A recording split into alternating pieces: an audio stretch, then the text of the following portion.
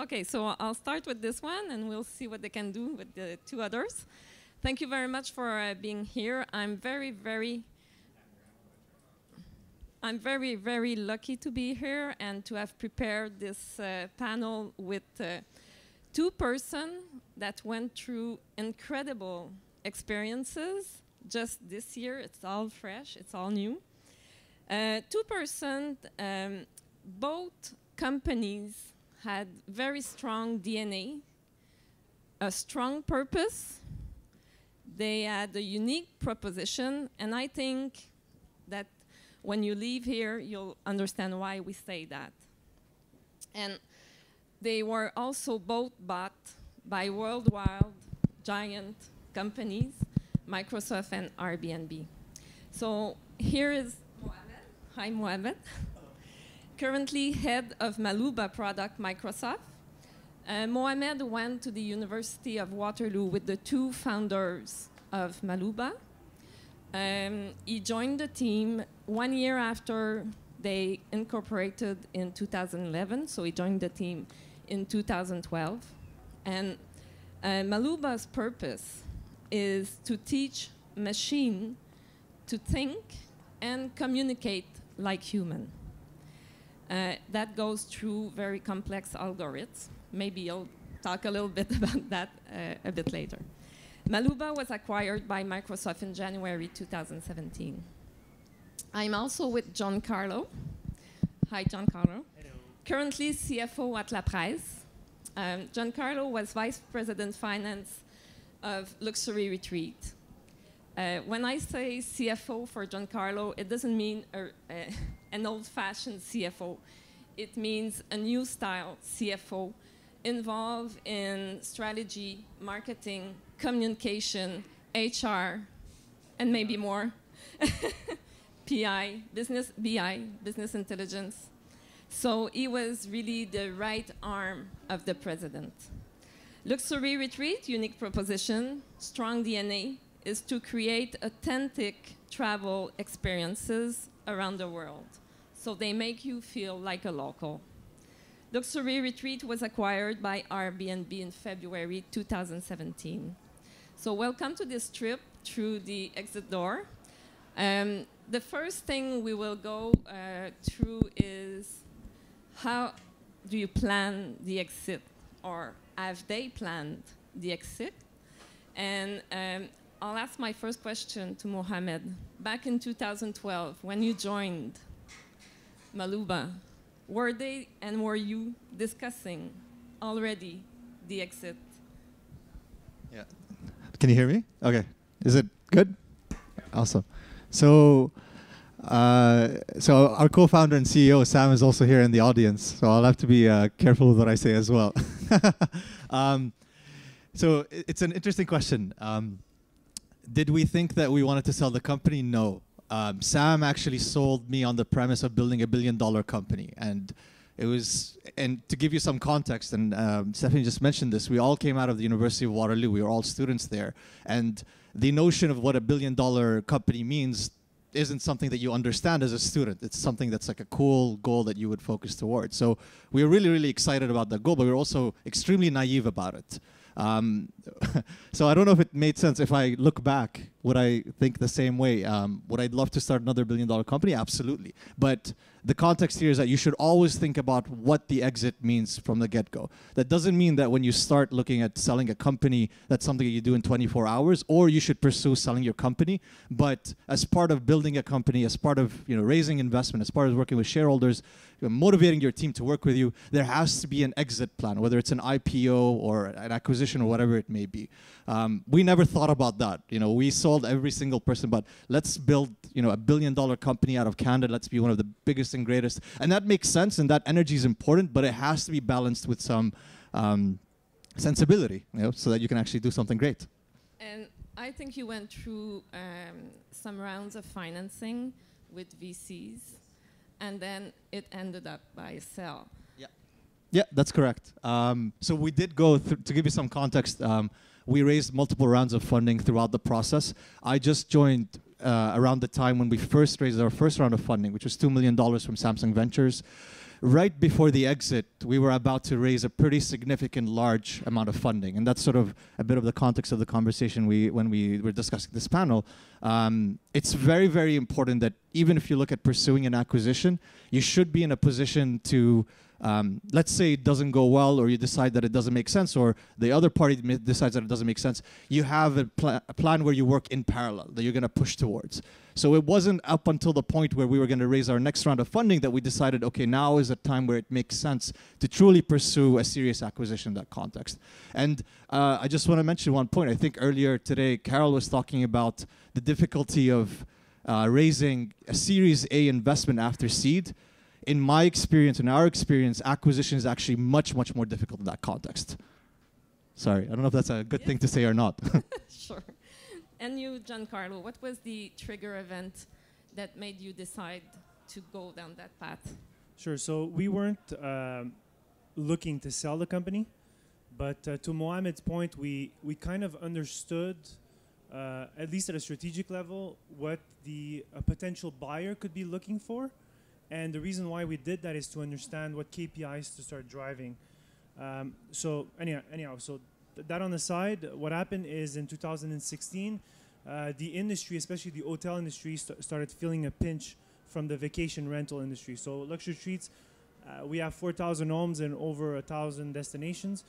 And so the vacation rental industry started stealing, part of the business of the hoteliers. And the hoteliers decided to start buying vacation rental companies. And so the first, I think, notable transaction was from a European hotelier called Accor, who bought One Fine Stay. And then a few months later, you had Expedia, who was buying HomeAway. And so essentially the market dictated this to us. They came to see us, and that's what initiated the process. And so what about selection? How did you start discussing with your potential buyers, and how did you select the one? Yeah, so we were lucky because we weren't interested in selling, so we had a lot of options. But what was important for us as a company was always making sure that we delivered the best guest experience to our customers. So if that meant that we weren't going to sell a house, rent a house to a family that is cliffside, so they destroy the complete vacation, we weren't going to do the transaction. So the idea for us was, which one out of the three companies that we had at the table, which one had the same values? And Airbnb, very entrepreneurial-like, it's a big tech company, almost the same DNA as us, focus on the experience rather than just top line. Was the perfect fit for us. So we wanted to make sure that our customers were going to be happy with the transaction and that the company was going to succeed. Were you the one initiating the conversation with them, or they came to you? So we started in 2015 listing our homes on their websites, and that was essentially what started them being aware that we existed and understanding how we're really good at delivering our value proposition. And so it was a discussion that was on and off, and the CEO of our company, Joe Poulin, was speaking with them. It was kind of a mutual thing. The timing of the market was right, I guess. So they spoke to us quickly, and then we continued the discussion. Yeah. And did you approach the other big one at that time, or prior to start your conversation with Airbnb? It was pretty much all at the same time, and we wanted to make sure that if that's the route we're going to take, we get to see a couple of term sheets and make sure that we get the right value for the company, and also try to understand really what was the most important factor for us, the fit. So starting to build that relationship with them and see how they work as a team, what really drives their business, and how overall everybody's going to live together in the new ecosystem. So it sounds like if they went through a long process, but maybe just to put it in context, it was a very short process. Yeah, so as soon as we agreed, it took a month and a half to sell the company. We worked 24/7, pretty much. I had my son in the middle of the deal, so it was a disaster.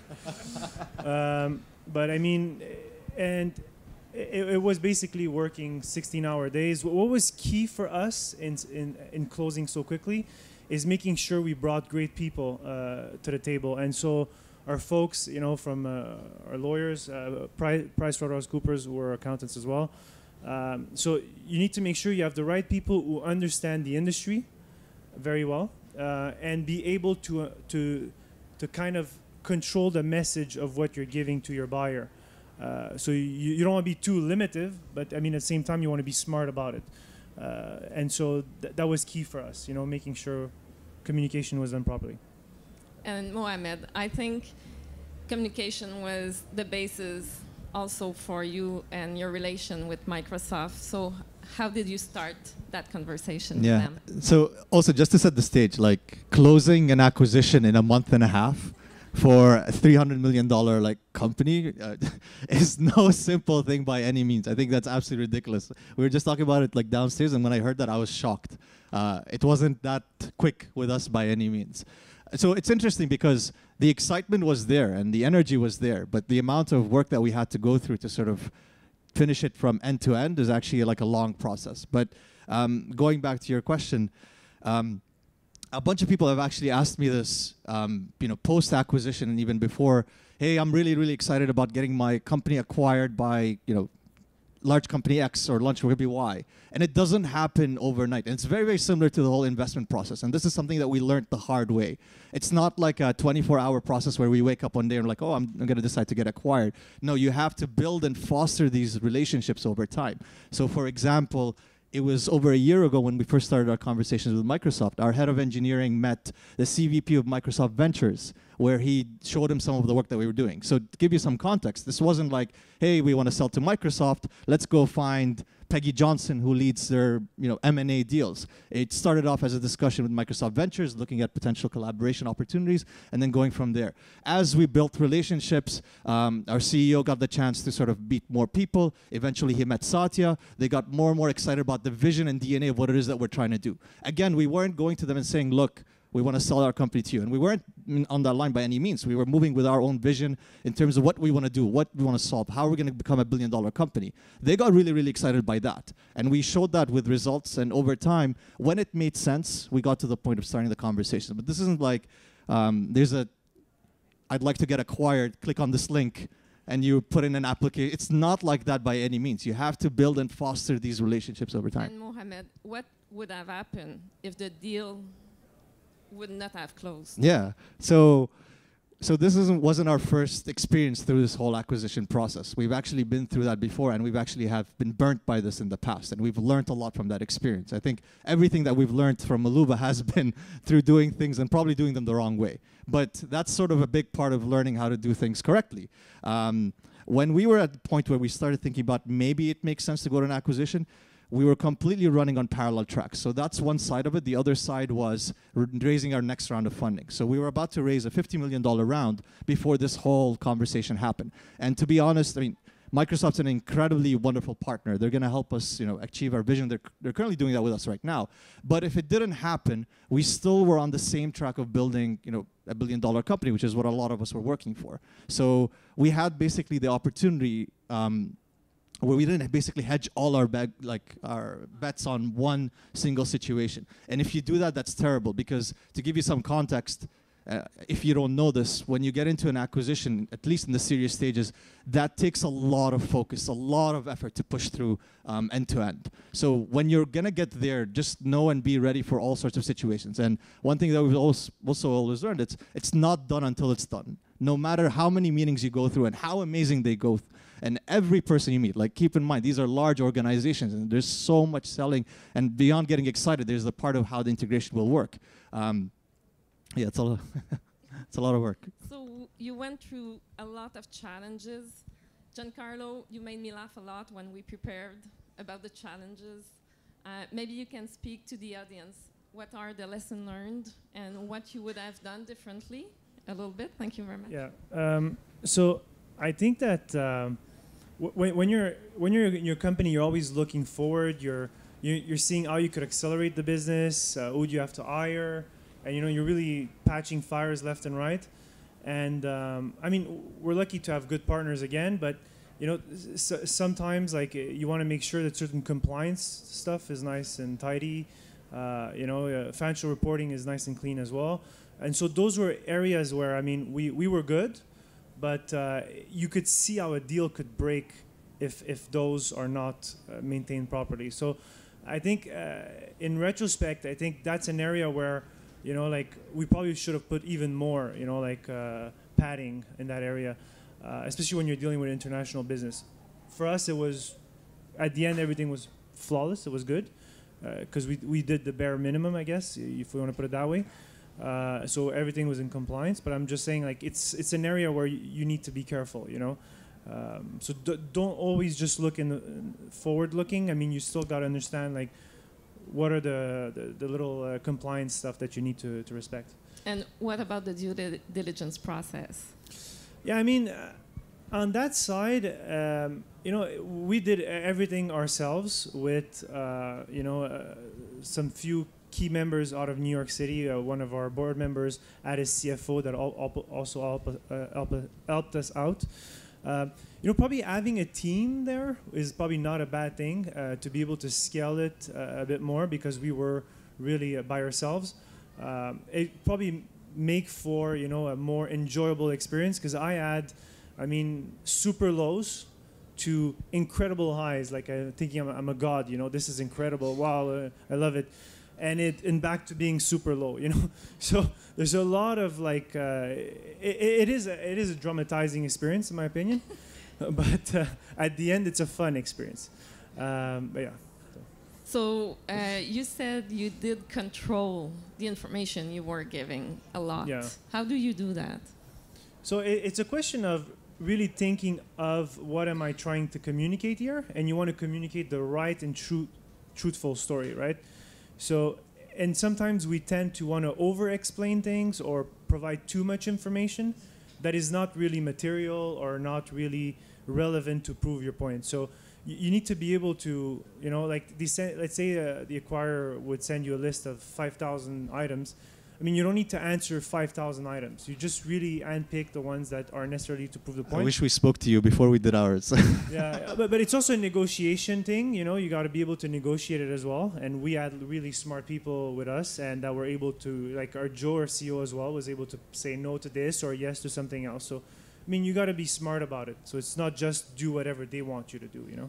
And you, Mohamed, maybe you can talk a little bit about the due diligence process with Microsoft. Yeah, when Giancarlo speaks, it sounds so wonderful and so smooth. It's amazing. So we went through multiple rounds of investment, and we've been through due diligence in that part. So we actually thought, you know, this is not that hard. It's going to go smooth. It's just basically a DD folder, put everything in there, let them go through it. It's done. It wasn't anything like that by any means. Yeah, yeah.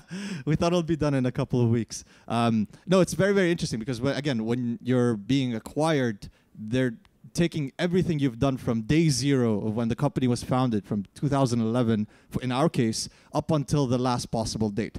And you know what Giancarlo said was very, very interesting. I mean, one lessons learned is you don't have to show everything because you're working with a combination of lawyers across the board, and just opening up one box can open up can of worms that have nothing whatsoever to do with the deal that you're working on right now or the company in itself. But the things that we had to deal with, I mean, we had to transition our customers. We had an office in China that we had to shut down. That was basically like so much work. We were hunting people down from Croatia to Australia to sign documents that's about, you know, a website change that they added, you know, for a blog post 2 or 3 years ago. It's all sorts of crazy things they have to deal with in that context. Again, when you're a startup, you're not prioritizing these things throughout the journey. It only comes up in the end when you're like, oh, okay, we need to find all sorts of things to cross over. And did you, Giancarlo, did you inform your employees? At what point did you inform employees and have your team on board the deal? So as soon as, I'd say probably like 3 weeks before we knew it was going to close, then we started informing the executive team. So C-levels, VP, and directors, because the acquirer was bringing their teams. So it was starting to look a bit fishy. And so it's just to have a certain transparency there.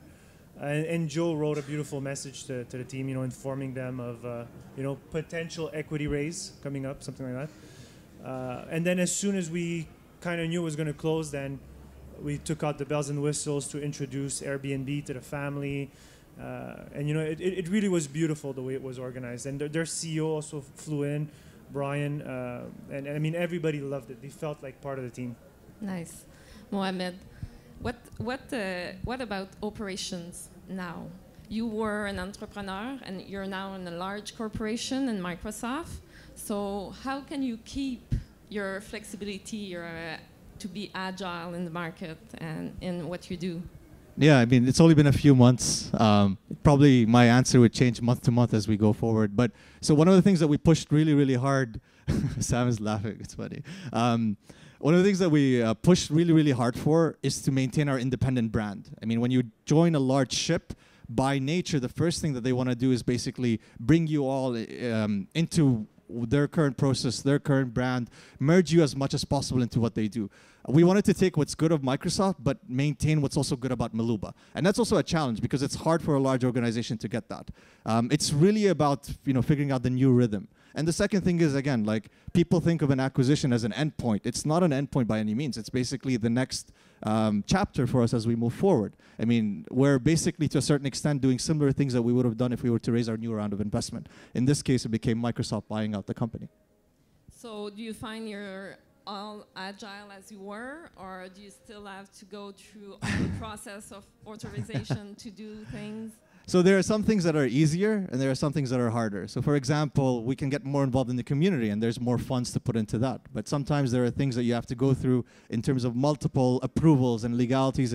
And somebody gave us this example in the context of Microsoft. It takes 18 months to learn or truly integrate into the system. Every day our team meets a new group of people that said we're supposed to be working with them and we didn't even know about that. And it's already been like 5 or 6 months. But the one amazing thing that I'll say is that the team has been really, really excited about it so far. I mean, again, it's not like pretty much 95% plus of the employees maintained, and they're looking to continue to push forward in the context of what we're doing. Because Microsoft believed in our vision in terms of what we're trying to do. And that's really, really important. So you feel they are still there to support that vision? Yeah, I think so. I mean, I'd hope so. That's the reason why they bought us. Now, a year from now, we should ask the same question. It will be interesting, but I'm sure they will. Carlo, what about Airbnb and the integration of luxury retreat? Yeah, so basically, Luxury Retreats will be the luxury hub of Airbnb worldwide. So all of the operations will remain in Montreal. They'll even add a lot more jobs. Can't really say how much more, confidential, but there's going to be a lot of jobs.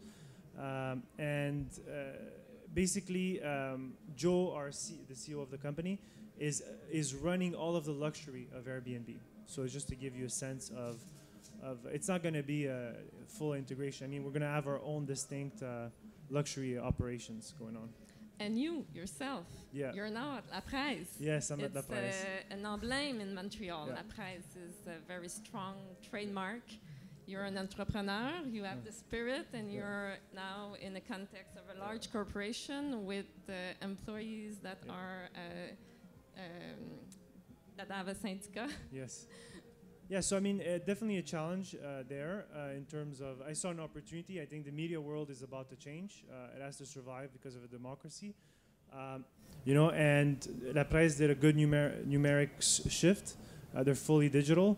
And I think that there's going to be a lot of opportunity in that space in terms of understanding your readership, the way you deliver your content, and monetizing on the readership. So I think there's a lot of opportunity on that side. And I think you said, because you're very humble, that you already did some changes that will will have some success. So yeah, I mean, we've been putting some projects in place that are going to be definitely converting better our readership, definitely monetizing it better, and eventually, I mean, there's going to be a lot of companies, I think, to roll up, because not everybody's doing the shift to numeric, so there's an opportunity there. Yeah. So what would you like to say to the audience as closing remark? What is the lesson learned or the thing you would have done differently through that process? So make sure you get a good team around you, lawyers and accountants. Your internal team as well needs to understand their business very well. Be very thoughtful in terms of the request list that the buyer is requesting. And in the process of doing, I mean, your day-to-day operations, you know, I would pad it with some good, you know, like calls quarterly with your lawyers and accountants, just to make sure the compliance, you know, you're above and beyond, and you want to be proactive on that, you know. So that's basically it that I would recommend. Mohamed, on your side. Yeah. So the whole experience, I mean, the last chapter we had, if you were to ask me, I would say this has been, in the context of what we're trying to do, a resounding success. So I can't mention the numbers as to what the acquisition was, but it was a 9-digit amount.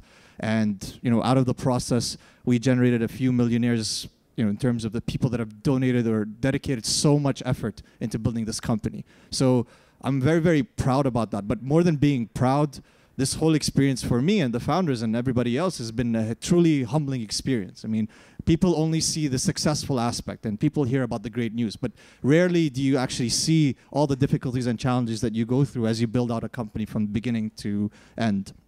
The one advice that I'll give, and I shared this before, so our board member, Dave Grannon, who's sold, you know, multiple companies in this past, gave us an amazing piece of advice that I'd love to share with you, and I've always kept it in my head as well. Companies are not designed, or companies should not be built to be sold, they should be built to be bought. Only then I think you'd get into a situation where you'll actually be in a position to get acquired. Thank you very much. So we have the time to take 1 or 2 questions, if anybody has one. During the acquisition process, were there members of the team that weren't on side with the decision to sell? So I'll repeat for everybody. So in the team, was there anybody that was not on the side of selling the company? No. So this was a tough question for us, because the question was, we wanted to pursue building a $1 billion company because we knew we were onto something, and we were really, really excited about that. And the challenge for us was basically, you know, the opportunity cost of doing that. But we also had a responsibility to our shareholders, and this was a great, great exit as well. We found, you know, the right partner that's going to help us accomplish our vision. The short answer is no. Everybody's really excited. Microsoft has dedicated to doubling the size of our lab over the next year or so. They believe in our vision. Would it have been cool to go beyond and build a $1 billion company and do that in Canada? Absolutely, that would have been awesome. But we found an amazing, amazing partner to work with, and so far they've delivered on everything. So is it a once in a lifetime for you, Giancarlo? I'm not sure if it's going to be a once in a lifetime. I think with what's happening now in the tech environment, I think there's going to be a lot of more exits.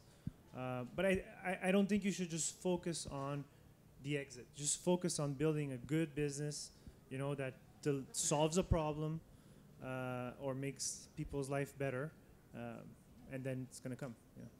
Thank you very much. So that's all the time we already... Thank you. Thank you. Thank you, guys.